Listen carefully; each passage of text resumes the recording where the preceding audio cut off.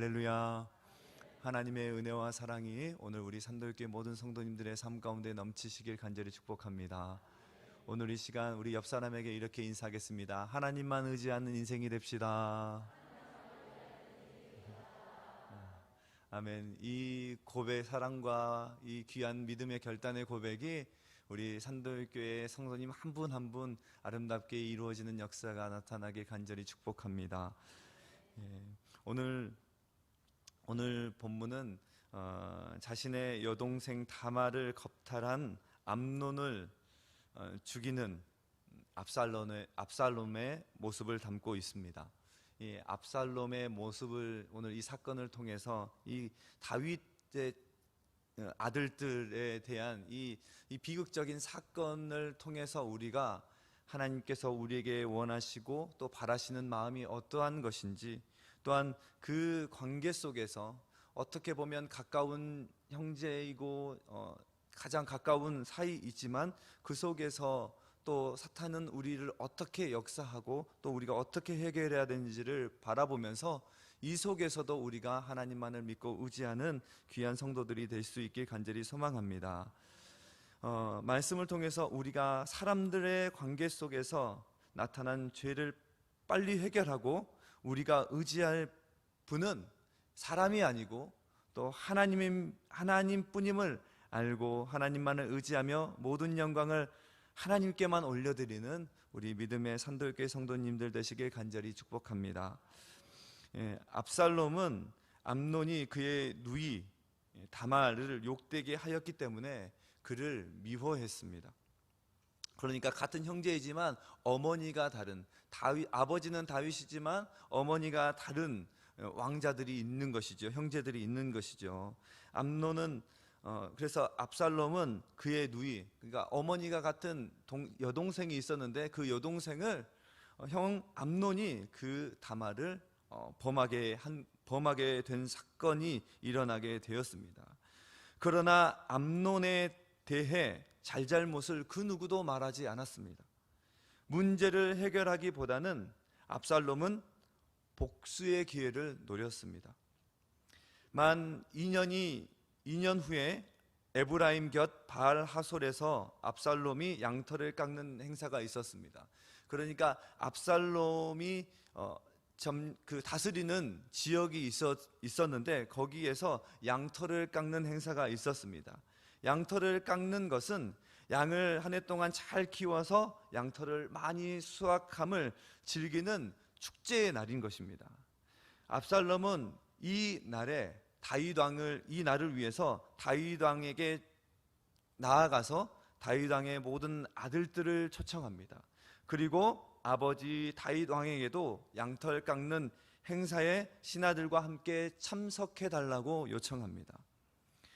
다윗은 사랑하는 아들에게 누가 끼쳐질까봐, 또 아들이 부담스러울까봐, 또 아버지 왕이 가면은 얼마나 그 행사들을 잘 준비하려고 노력하겠습니까? 그래서 압살롬의 요청을 거절합니다. 압살롬은 자신이 계획했던 것이 틀어지자 압살롬은 다윗에게 형 암논만은 꼭 참석해 달라고 간청합니다. 다윗은 암논이 압살롬과 함께 갈 이유가 무엇이냐라고 압살롬에게 물었지만 압살롬은 묻지도 따지지도 않고 그냥 계속해서 다윗에게 졸라댑니다. 계속해서 간청합니다. 결국 다윗은 암논과 모든 아들들을 압살롬과 함께 그 양털 깎는 행사에 보내게 됩니다. 그러나 이것은 다 압살롬이 암논을 죽이기 위해 벌린 계획이었습니다. 제가 말씀을 준비하면서 추측해 보건대 압살롬은 이 암논을 죽이기 위해서 자기가 얼마나 정의롭고 자기가 얼마나 위대하고 또 자기가 얼마나 정의로운지를 많은 사람들에게 보여주고 싶었을 것 같습니다. 왜 그러냐면 2년이 지나도록 아무도 이것을 들춰내지 않고 심판하지 않았던 이런 상황 속에서 다윗 왕을 모셔놓고 또 많은 형제들을 모아놓고 내가 내 동생에게 했던 이 악행을 내가 분명히 심판했다라고 자기의 힘을 과시하면서도 자신의 정당성을 보여주려고 하지는 않았을까 생각해 보았습니다. 압살롬은 형 암논을 죽이기 위해서 이 계획을 벌였습니다. 압살롬은 이미 자신의 종들에게 암논이 술에 즐거워할 때 암논을 죽이라고 이미 명령해 놓았습니다. 그러면서 압살롬은 더 큰 리더십을 자신의 종들에게 보여줍니다. 자신의 종들에게 암논을 죽일 때 두려워하지 말아라 라고 말합니다. 얼마나 이 종들이 두려워했겠습니까? 왕의 아들, 왕자를 죽이라는 명령이 떨어졌는데 얼마나 두렵겠습니까? 자기의 생명이 달아날 수도 있는 명령이었습니다. 그것은 이 압살롬은 자신이 명령한 것은 자신이 책임질 것이니 담대히 용기를 내라고 자신의 종들에게 명령합니다. 그래서 압살롬의 종들은 압살롬의 명령대로 용기를 내어서 압살롬을 죽였고, 왕의 모든 아들들은 갑작스럽게 이 축제 분위기에서 일어난 이 끔찍한 일로 인해서 각기 노새를 타고 주랭랑을 칩니다. 여기서 우리가 한번 돌아봐야 할 것은 우리는 죄를 최대한 빨리 해결해야 한다는 것입니다. 암논이 다말을 겁탈한 지 2년이 지났습니다. 그 일로 인해 다말은 순결하지 않는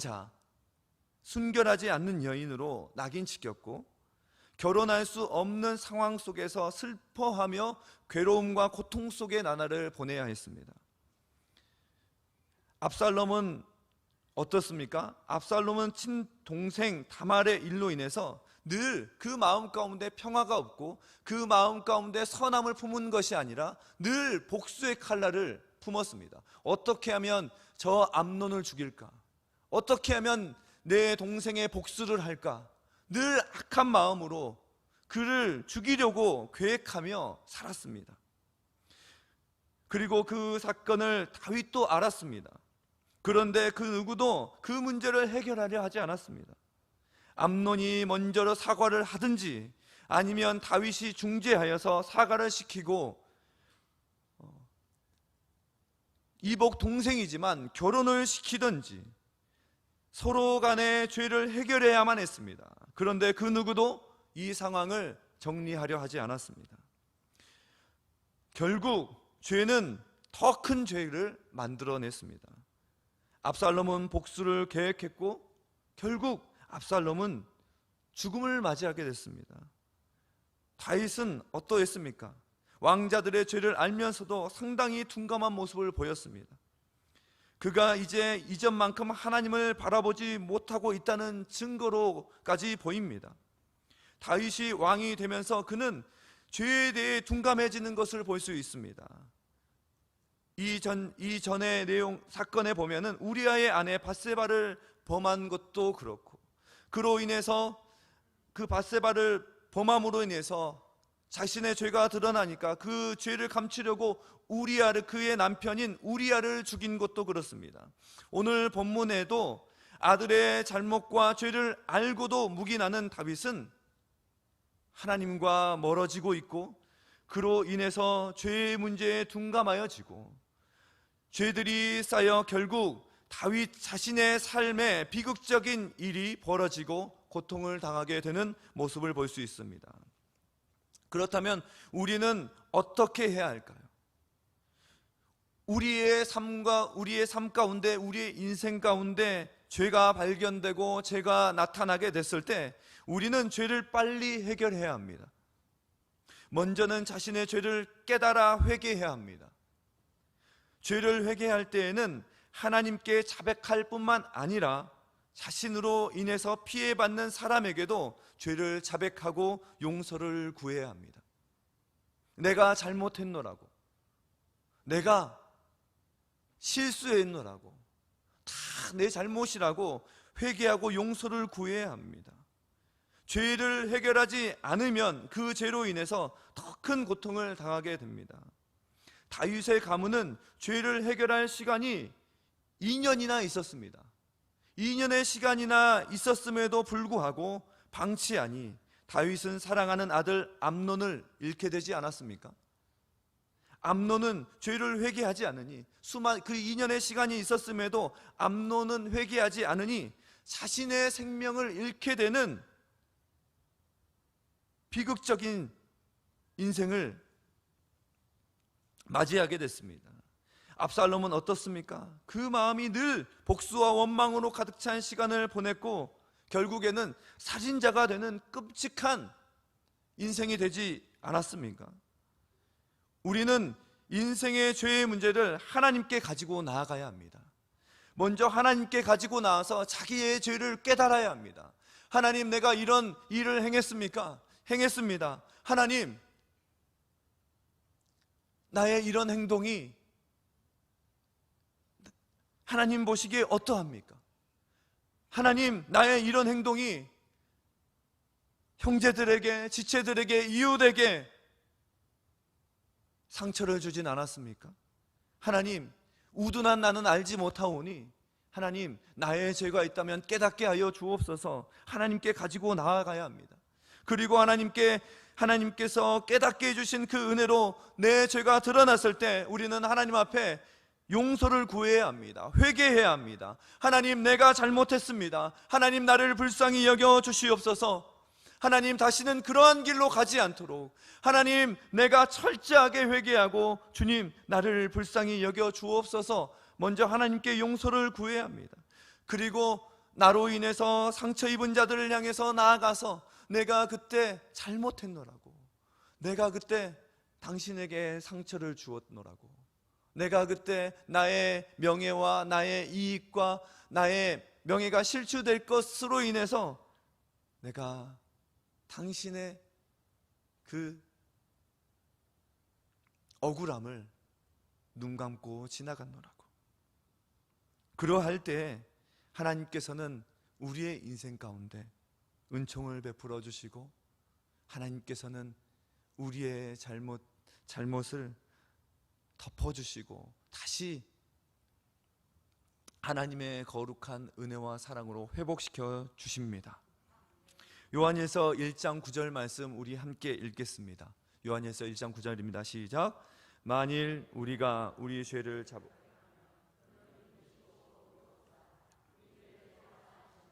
우리를 모든 불의에서 깨끗하게 하실 것이요. 아멘.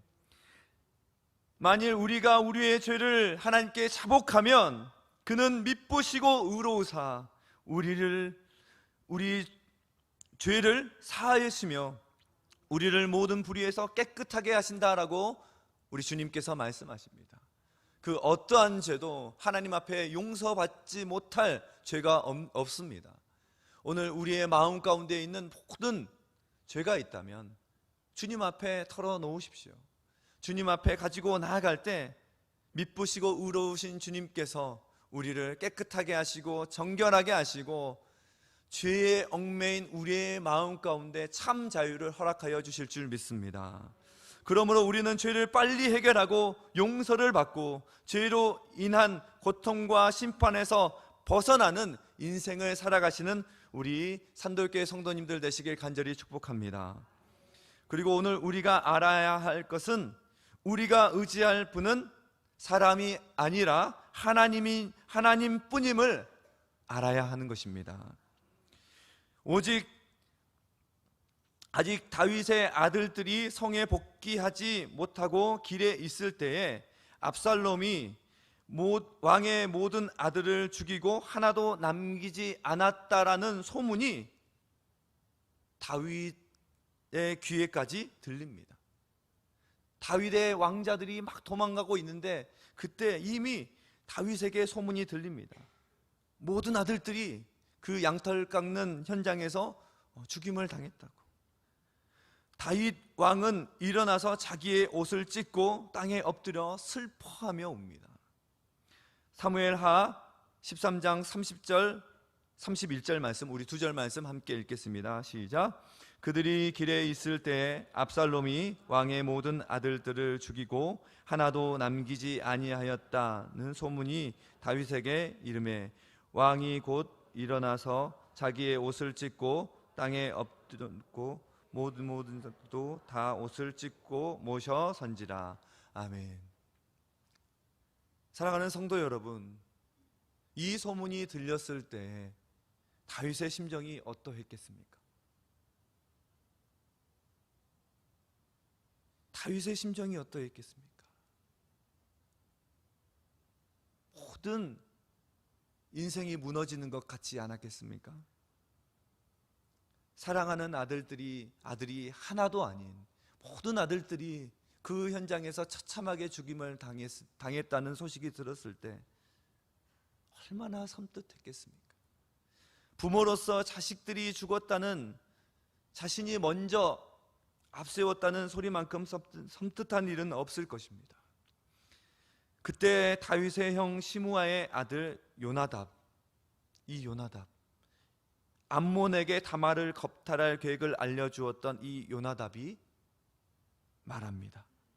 사무엘하 13장 본문 32절부터 32절 33절 말씀입니다. 우리 함께 보겠습니다. 시작. 다윗의 형 시므아의 아들 요나답이 아뢰어 이르되 내 주여, 젊은 왕자들이 다 죽임을 당한 줄로 생각하지 마옵소서. 오직 암논만 죽었으리이다. 그가 압살롬의 누이 다말을 욕되게 한 날부터 그라운즉 내 주 왕이여, 왕자들이 다 죽은 줄로 생각하여 상심하지 마옵소서. 오직 암논만 죽었으리이다 하니라. 아멘. 다윗의 형 시므아의 아들 요나답, 그러니까 암논과 요나답은 사촌지간인 것입니다. 그리고 친구였습니다. 이 요나답이 암논에게 다말을 겁탈할 계획을 알려주었습니다. 그랬던 이 요나답이 이제는 다윗에게 말하는 것입니다. 내 주여, 왕자들이 다 죽임을 당하지 않고 오직 암논만 죽었을 것입니다. 암논이 다말을 욕되게 한 날부터 압살롬은 암논을 죽일 결심을 했습니다. 그러니 상심하지 마십시오. 오늘 요나답의 모습이 어떻습니까? 그냥 보면, 이 말씀만 보면은 다윗을 상당히 생각하고 위로해 주는 것처럼 보입니다. 그런데 이 요나답은 이리 붙었다 저리 붙었다 하는 간신배의 모습이지 않습니까? 이 사건의 시작, 이 사건의 전말은 바로 요나답으로부터 시작되었습니다. 요나답이 암논에게 다말을 이렇게 해서 이렇게 겁탈하면 될 것이다 라고 알려주었습니다. 지금은 다윗을 위로하는 척하면서 자신의 위대함을 드러내고자 하며 자신의 성과로 포장하고 있는 모습입니다. 생각해 보십시오. 암논은 요나답의 말을 듣고 그대로 해서 다말을 겁탈한 것입니다. 그리고 결국 그 일로 인해서 오늘 암논은 죽게 되었습니다. 그런데 지금 요나답의 행동을 보니 요나답은 암논을 생각해서 조언해 준 것이 아니라 마치 암논을 죽이고 싶어서 조언해 준 것처럼 보입니다. 그는 암논이 의지했던 친구였지만 사실은 암논을 죽이는 친구였던 것입니다. 그는 다른 사람을 위해서 조언해 주는 사람 같아 보이지만 자신을 위해서 다른 사람을 이용하는 사람이었습니다. 사랑하는 성도 여러분, 우리는 오늘 이 시간 분명히 알아야 합니다. 오늘 우리가 의지할 대상은 사람이 아닙니다. 우리의 옆에 있는 형제나 친한 친구가 아닙니다. 오직 하나님뿐임을 우리는 기억해야 하는 것입니다. 세상에는 암논 같은 사람들이 많이 있지 않습니까? 나를 생각해 주는 것 같지만, 나를 위로해 주는 것 같지만, 나를 위해서 머리를 잘 굴려서 이득을 주는 것 같지만 결국에는 우리의 인생을 망치는 자들이 더욱 많다는 것입니다. 그 말을 우리는 의지하지 말아야 합니다. 그 말보다, 세상의 사람들의 말보다 하나님의 음성에, 하나님의 마음에 더 귀를 기울이시는 우리 산돌교회 성도님들 되시길 간절히 축복합니다. 우리는 요나답 같은 자가 되어서는 안 됩니다. 하나님을 믿고 하나님을 알고 하나님을 의지하는 자라면 우리는 그 영혼을 진정 생각하는 자가 되어야 하지, 나의 이익과 유익을 위해서 사람을 이용하거나 악용해서는 안 되는 것입니다. 요나답의 모습은 어떠한지, 요나답의 진정한 모습이 어떠한지 사무엘하 오늘 본문 34절에서 36절까지 말씀 다시 한번 교독하도록 하겠습니다. 제가 먼저 읽겠습니다. 이에 압살롬은 도망하니라. 파수하는 청년이 눈을 들어 보니 보아라, 뒷산 언덕길로 여러 사람이 오는도다.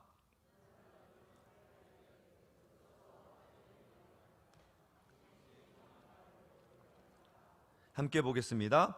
말을 마치자 왕자들이 이르러 소리를 높여 통곡하니 왕과 그의 모든 신하들도 심히 통곡하니라.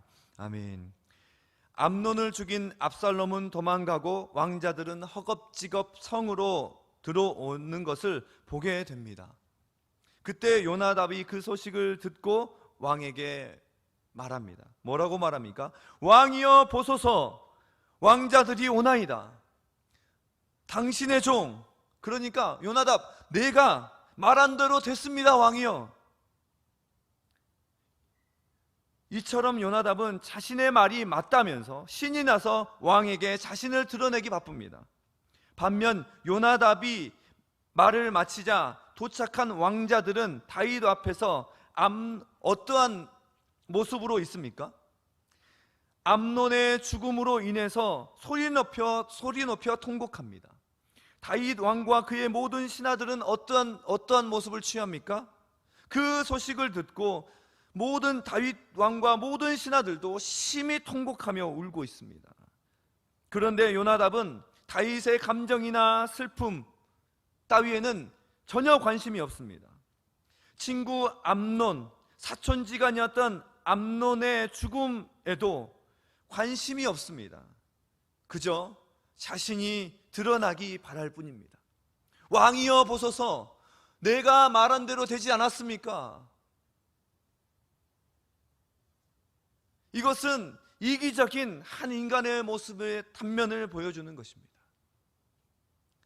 아무리 우리가 살아가는 이 사회가 무한 경쟁 시대다 할지라도, 남을 밟아야 또 세상이 그렇게 살아간다고 한다 할지라도, 아무리 나의 성공이 중요하다 할지라도, 우리는, 하나님을 믿는 우리는, 주님의 마음을 품은 우리는 우리 주변의 슬픔을 먼저 공감해야 합니다.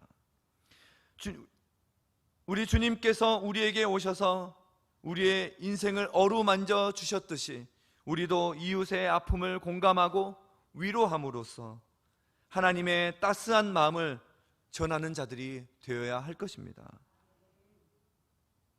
우리가 의지할 분은 하나님뿐입니다. 사람을 의지하면 실망하고 실패할 수밖에 없습니다.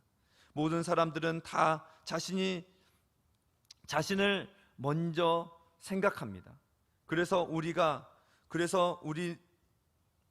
우리가 하나님을 믿는 우리 산돌교회가 나 자신보다는 다른 사람을 더 생각할 수 있게 된다면 그것은 우리가 하나님을 의지하기 때문일 것이며, 또한 그로 인해서 하나님의 놀라운 은혜와 사랑이 이 땅 가운데 퍼져나가고 전해지게 될 것입니다. 그래서 서로가 서로를 정말 위하는 관계가 되기 위해서는 우리 서로가 하나님을 의지하고 함께 하나님을 바라볼 때 가능한 것입니다. 그렇지 않다면 그 어떤 관계도 결코 온전한 관계가 될 수 없습니다. 그러니까 우리가 교제할 때에도, 우리가 서로 교제할 때에도 사람과 사람의 관계보다는 관계도 중요한 것이지만 이 관계보다는 이 관계를 통해서 우리는 하나님을 볼 수 있는 관계가 되어야 한다는 것입니다. 우리의 목적이 옆에 있는 지체가 되어서는 안 됩니다. 이 지체와 이 관계를 통해서 우리는 하나님과의 바른 관계가 세워질 수 있는 그런 관계가 되어야 하는 것입니다. 그래서 하나님을 의지하지 않는 관계는 언제라도 배신하고 언제라도 속이는 관계가 될 수 있지만, 우리가 하나님을 신뢰함으로 서로 교제한다면 그 사람이 나에게 배신하였더라도 하나님의 마음으로 그래, 그럴 수 있어, 그래, 잠시 시험에 들 수 있어, 그렇게 용납할 수 있게 되는 것입니다. 그러므로 성도의 교제는 서로를 의지하는 것이 아니라 서로를 통해서 하나님을 의지하는 것입니다. 그런 관계가 될 때 온전한 교제와 사랑을 누리게 되는 것입니다. 그러므로 사랑하는 우리 산돌교회 성도님들, 사람을 의지하는 것이 아니라 이 서로를 통해서 더욱더 끈끈하게 하나님을 의지하는 복된 공동체가 되시길 간절히 축복합니다. 우리 예레미야 17장 7절 말씀 우리 함께 봉독하여 나아가겠습니다. 시작. 그러나 무릇 여호와를 의지하며 여호와를 의뢰하는 그 사람은 복을 받을 것이라. 그는 그 뿌리를 강변에 뻗치고 더위가 올라올지라도 두려워하지 아니하며 그 잎이 청청하며 가무는 해에도 걱정이 없고 결실이 그치지 아니함 같으리라. 아멘. 그렇습니다. 무릇 여호와를 의지하며 여호와를 의뢰하는 사람은 복에 하나님께서 주시는 그 귀한 복을 받는다는 것입니다. 그 하나님을 의지하는 자는 가뭄이 와도 어떤 위기가 닥쳐오더라도 뿌리가 하나님께 달려있으니 우리의 인생에 관계의 문제가 오고 물질의 문제가 오고 여러 가지 문제가 올지라도 그 입이 청청하여 결실이 그치지 않는다고 오늘 예레미야 17장에 말씀하고 있습니다. 사랑하는 성도 여러분, 하나님은 살아계십니다. 하나님은 우리와 함께 하십니다. 그리고 그 하나님은 우리를 사랑하십니다. 우리는 우리의 죄를 빨리 해결해야 하고 또 우리가 의지할 분은 하나님뿐임을 알아야 합니다. 그래서 하나님께 영광을 돌리고 주님이 주시는 영원한 생명과 그 풍성한 복을 날마다 누리며 살아가는 우리 모든 상돌교회 성도님들이 되시길 간절히 축복합니다.